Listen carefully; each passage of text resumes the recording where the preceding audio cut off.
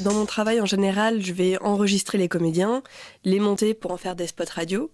J'ai travaillé avec des comédiens et des non-comédiens et on voit vraiment la différence en termes de qualité de jeu. Très souvent, ça nous arrive que des clients disent pourquoi prendre un comédien et pas prendre quelqu'un qui a une belle voix. Et c'est justement parce que ces comédiens professionnels ont une formation et de l'expérience que ça paraît facile en fait. Très souvent, les gens qui pensent ça passent derrière le micro pour essayer et se rendent compte que c'est très compliqué. Et ça va être aussi une question d'efficacité. Du coup, en publicité, on essaye de pas faire des séances qui vont durer 3-4 heures parce qu'au bout d'un moment, on perd le fil, on sait plus où on va. Ça va avoir un comédien qui sait ce qu'il fait en termes de tenue de voix, en termes de jeu, va nous permettre d'explorer sans qu'on se perde en fait. On peut tester des choses, mais on va pas galérer.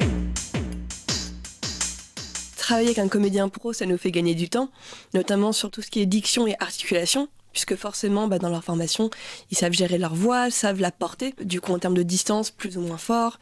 En termes de jeu, du coup, vont aussi comprendre plus rapidement ce que demande le réalisateur et le client. On va se concentrer sur qu'est-ce qu'on a envie de traduire, qu'est-ce qu'on a envie de jouer, d'enregistrer, et vraiment se concentrer sur la partie créative et effacer un peu le côté technique. D'un comédien en séance, on exige qu'il puisse proposer, par exemple, 5 ou 6 intentions de jeu différents, en moins de 10 minutes. Et en fait, nous, on va fluidifier l'ensemble de tout ce qui est l'élément technique de l'enregistrement pour que le client aussi ne puisse, lui, se concentrer que sur le comédien. L'ingénieur du son est le garant de la qualité technique du produit et du rendu.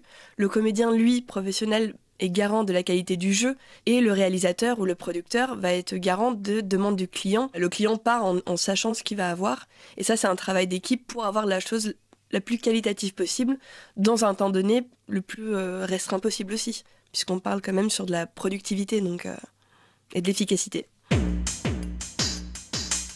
Alors l'ingénieur du son a des responsabilités techniques. Si le spot n'est pas aux bonnes normes, dans la bonne durée, ou correctement mixé par rapport à ce que demandent les régies, c'est renvoyé. Et souvent, ça peut avoir un coût supplémentaire pour le remettre aux normes. Donc ça, c'est notre rôle aussi, c'est d'être garant de ces choses-là. C'est important d'avoir un son de bonne qualité.